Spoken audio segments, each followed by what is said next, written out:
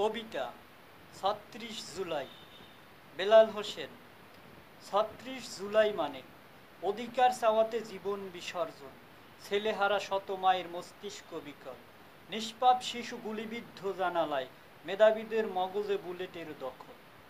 লাশের মিছিলে হয় গায়েবী জানাজা, কামানের বারুদে স্ফুলিঙ্গ, বুলেটের গতি দিয়ে হেলিকপ্টার চলে, রাজাকার বলে করে কটাক্ষ ব্যঙ্গ।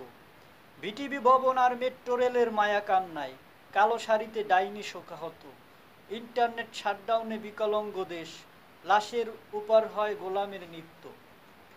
কাকের ডাকে পাগলা কুকুর উন্মাদ, পানি বিতরণে শহীদ হয় মুগ্ধ, লাঠি হাতে বুক প্রশস্ত নলের ডোগায় আবু সাইদ বুলেট বিদ্ধ।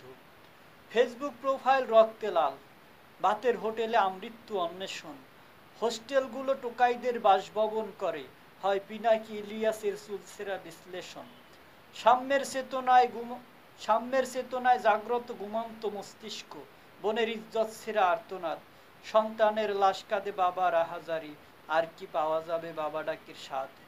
দেওয়ালের চাক্ষুষ চিত্র স্বাধীনতা চায়, রাজপথে আঁকা হয় রক্তের আলপনা, শহীদের লাশ গুম ও চুরি করে ওরা, আহতদের চিকিৎসা ব্যাহত করে জল্পনা কল্পনা।